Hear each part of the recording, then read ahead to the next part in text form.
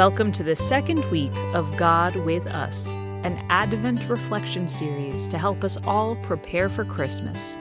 This series is presented by Ignatian Young Adult Ministries, an initiative of the Office of Ignatian Spirituality. Last week, we considered what it might take to climb the mountain of God.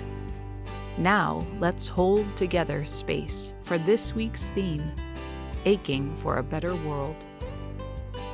This reflection was written by Melissa Cedillo, a member of the 2023-2025 virtual cohort of Contemplative Leaders in Action.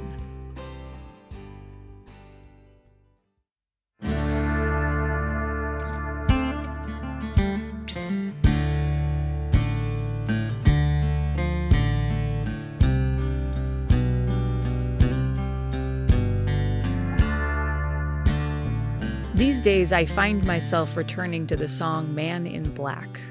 This song allows me to be with God as the lyrics dance between longing, solidarity, and grief. When I first heard this song, I had the same thought I usually do when I first hear a Johnny Cash song. What a bummer. But now, this song from an imperfect songwriter makes me feel held by a God that has planted an ache for a better world into my spirit. As a full-time organizer, many of the texts I receive these days are about impending deportation orders, folks losing their jobs or their health care, the decay of democracy, and people despairing. There is profound sorrow in this country.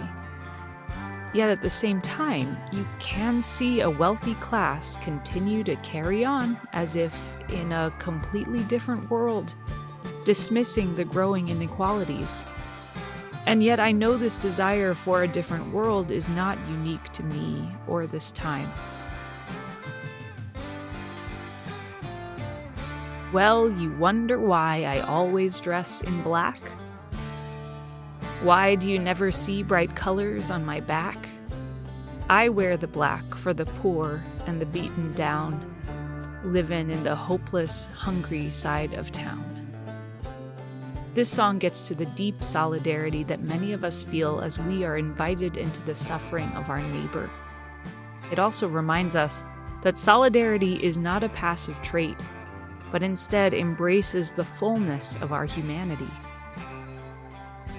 Today's first reading re-emphasizes a different vision for the world.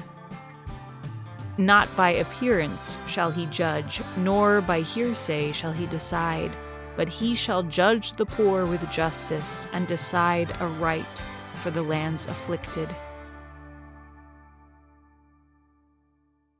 Man in Black was written in 1971 as a protest statement against the Vietnam War, mass incarceration, and wealth inequality.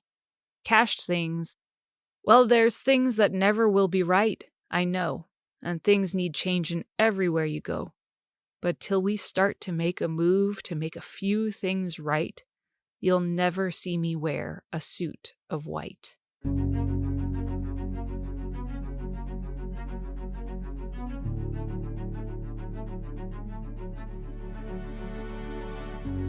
Both Cash and Isaiah are inviting us to remember that our struggles are not unique, but centuries old, as is this yearning for justice and, through it, peace.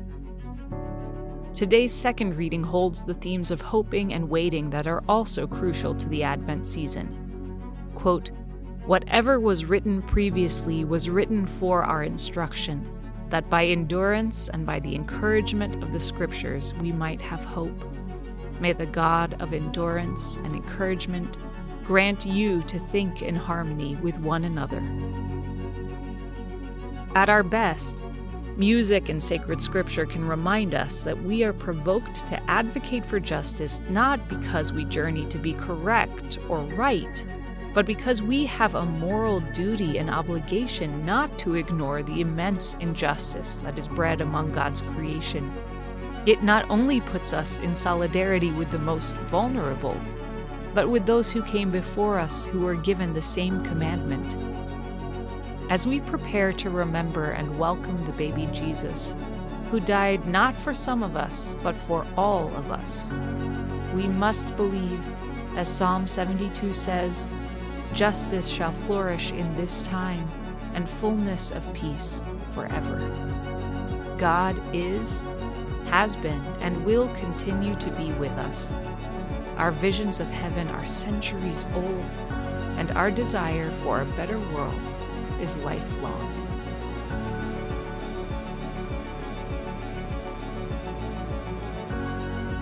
Thanks for joining us as we contemplate our collective ache for a better world this Advent season. Tune in next week when we'll sit and pray with our discomfort and questions in the waiting.